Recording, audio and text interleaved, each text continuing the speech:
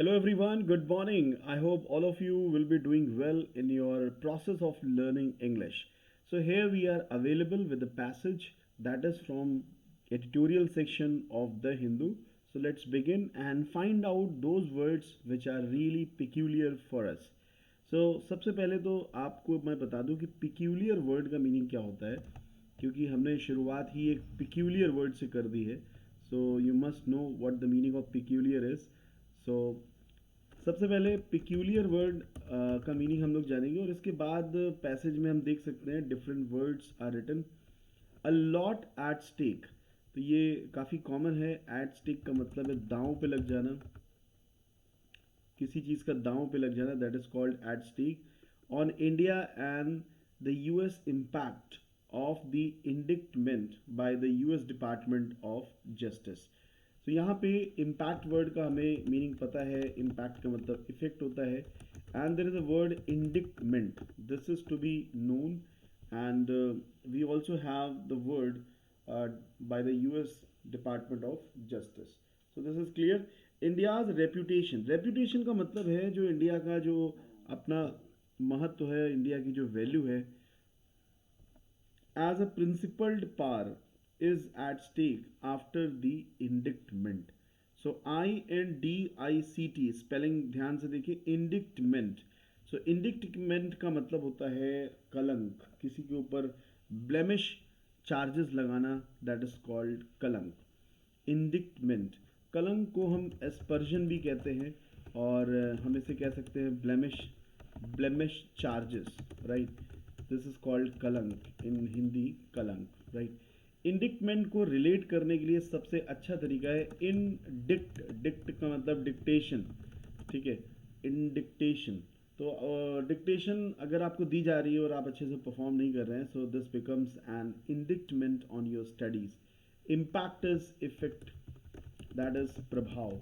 So this is known to everyone. प्रभाव होता है इसका meaning impact. And at stake का मतलब होता है एट दांव पे लगा होना, किसी चीज़ का एक सर्टेन लेवल पे वो रिस्क पे होना. एट स्टेक मतलब at risk, STAKE, stake. So we can simply say at certain risk, at risk of losing. अगर कोई चीज़ दांव पे लगी है, दांव पर लगा होना. एंड पिक्यूलियर वर्ड मैंने आपको बता दिया, जो अनफेमिलियर वर्ड्स हैं, अनअक्वेंटेड वर्ड्स हैं, उनको हम लोग कहते हैं peculiar words. They are unacquainted. So you have understood meaning of these words. And peculiar को हम लोग रिलेट कर सकते हैं पिक से. पिक क्यों ली? If something is unfamiliar then why did you take its pick, right. अगर कोई पिक्यूलियर पर्सन आपकी पिक ले तो आप कहते हैं you are peculiar person, why have you taken my pick. So India's reputation as a principled power is at stake after the indictment. आइए जानते हैं क्या है indictment. A lot at stake on India and the impact of the indictment by the US Department of Justice. India's reputation as a principled power is at stake after the indictment. The impact of the 15-page indictment filed by the US Department of Justice against an Indian national believed to be directed by an Indian government official for attempting an assassination pilot plot. So यहाँ पे assassination word है, this is to be noticed. assassinate से बना हुआ है, assassinate. तो assassinate का मतलब है किसी अधिकारी की, किसी important व्यक्ति का कत्ल कर देना. So this is called assassination. This word is noun. मतलब जिस व्यक्ति का एक इम्पॉर्टेंट रोल है उसका अगर कत्ल कर देना, this is called assassinate. assassinate. So assassinate मतलब हत्या करना, to kill someone, to murder someone, an important person. assassination वैसे तो मर्डर ही होता है, बट assassinate वर्ड यूज होता है उन लोगों के लिए जो बहुत ही स्पेशल होते हैं. जैसे एक किंगडम में अगर रेजीसाइड हो जाए, इसे वर्ड हम कहते हैं रेजीसाइड भी, right. So this is called assassination. Against US based Khalistani separatist Gurpatwant Singh Panun. Gurpat once saying Panun is likely to be felt in more than just the US and India. The indictment is based on the details of communication between the accused and illicit drugs. Illicit means illegal, जिनका कोई legal base ना हो, this is called illicit. Spelling पे ध्यान, ILLICIT, illicit मतलब जो illegal है, अवैध है, गैर कानूनी है, that is called illicit. So this word is to be noted down here, illicit. This is an adjective and this is illegal.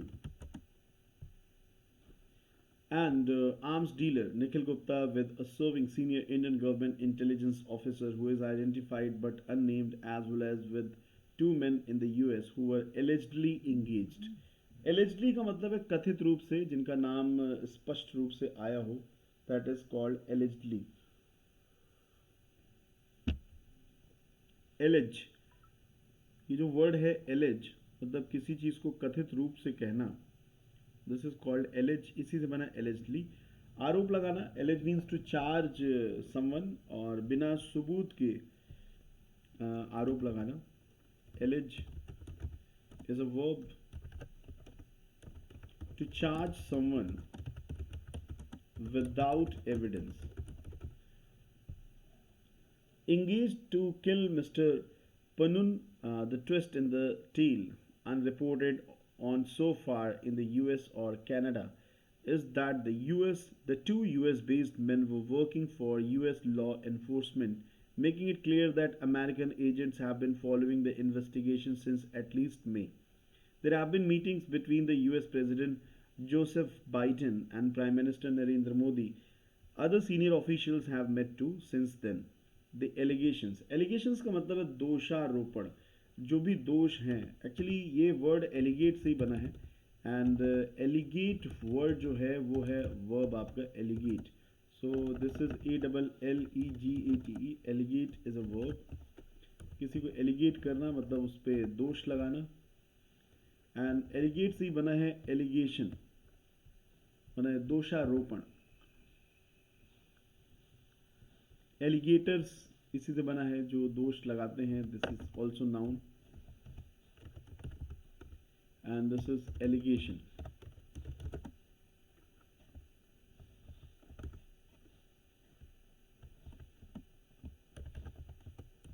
Charges और वी कैन से ब्लेम्स, दोष.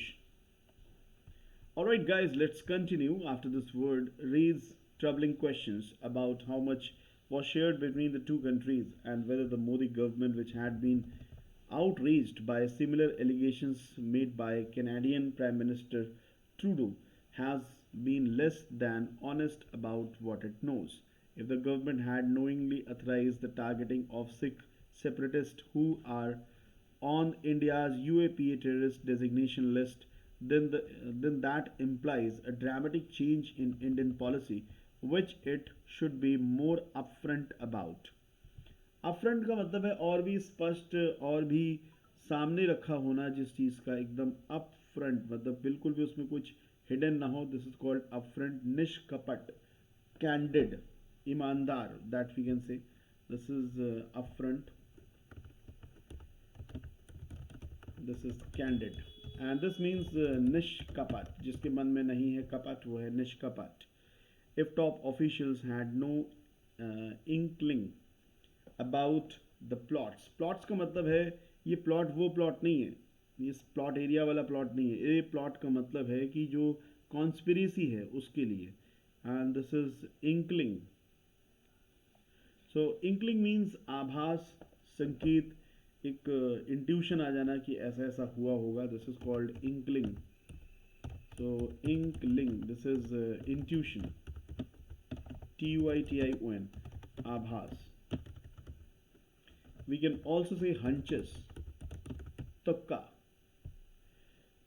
About the plots, as the Ministry of External Affairs has started, this is not government policy, it is also a matter of grave incompetence. Grieve का मतलब है जो बहुत ही दुख भरा हो, right. This is called grieve, GRAVE. And गंभीर है, घोर है, very serious matter. So this is called grieve. Serious, गंभीर. इनकॉम्पिटेंस का मतलब है नाकामी. इसे हिंदी में नाकामी कहते हैं कि ये चीज़ हो नहीं पाई. इनकॉम्पिटेंस. एंड कॉम्पिटेंस का मतलब है कामयाबी. इन हिंदी वी कॉल इट नाकामी. एंड रग ऑफिसर्स. रग का मतलब है जो दुष्ट हैं. इसे कई लोग रोग पढ़ते हैं तो but we can say ROGUE rogue officers. So that roguery मतलब दुष्टता भी होता है. दोगला बदमाश. Rogue officers. We can call it nefarious or wicked. Dusht. ROGUE rug. So this is nefarious or we can say wicked. Dusht. Alright, let's proceed further. And if however the US's and Canada's allegations are unfounded and Indian officials are not linked to the plots, then the government needs to furnish evidence. Evidence का मतलब है सबूत और furnish का मतलब है उस चीज़ को प्रस्तुत करना. जैसे आपने सुना होगा fully furnished. So सुसज्जित करना, उसको अच्छे से decorated तरीके से प्रस्तुत करना. So this is furnish is a verb and this means to present something in decorated manner. To present in decorated manner.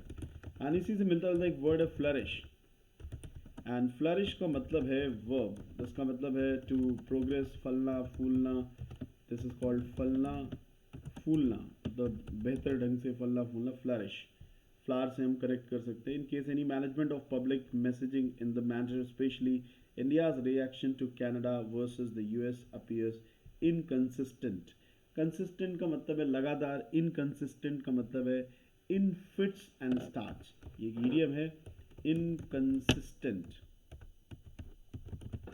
This is in fits and starts मतलब नॉट रेगुलर. इनकंसिस्टेंट. इसी से मिलता जुलता एक वर्ड आता है incessant. Incessant का मतलब है रेगुलरली मतलब कंसिस्टेंट. राइट. इसको हम लोग रिलेट कर सकते हैं कि सेशन अगर आपका चल रहा है तो हमें हमारा ध्यान इंसेसेंट होना चाहिए. दोनों ही एडजेक्टिव हैं. दोनों ही यहाँ पे एडजेक्टिव हैं और इंसेसेंट भी एडजेक्टिव है. एंड ये जो वर्ड था रग, this is noun doshi. So these were the words and you have gone through this passage. I hope you had a great experience. और इसे पढ़ने का जो ढंग है वो ऑलरेडी मैंने डिस्कस किया हुआ है कि आपको हेडिंग तेज आवाज़ में पढ़ना है, देन सब हेडिंग पढ़ना है, देन कंटेक्स्ट पढ़ना है. पंक्चुएशन को बेहतर तरीके से फॉलो करना है. A lot at stake on India and the impact of the indictment by the US Department of Justice. Newspaper reading बहुत ही इंटरेस्टिंग है और आपको बहुत कुछ सीखने का मौका देती है. सो एक पैसेज आप डेली पढ़िए और इसी के साथ आप अपने कम्युनिकेशन स्किल्स को और इम्प्रूव करने के लिए हमारे टेलीग्राम ग्रुप से जुड़ सकते हैं. इसमें आपको सारे वीडियोस मिलते रहेंगे. जितने भी वीडियोस हम पब्लिश कर रहे हैं वो आपको मिलते रहेंगे.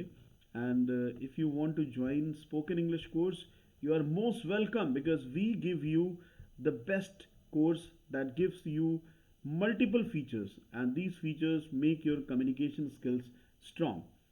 We cover basic grammar जो आपके structures को, आपके syntax को confident बनाता है.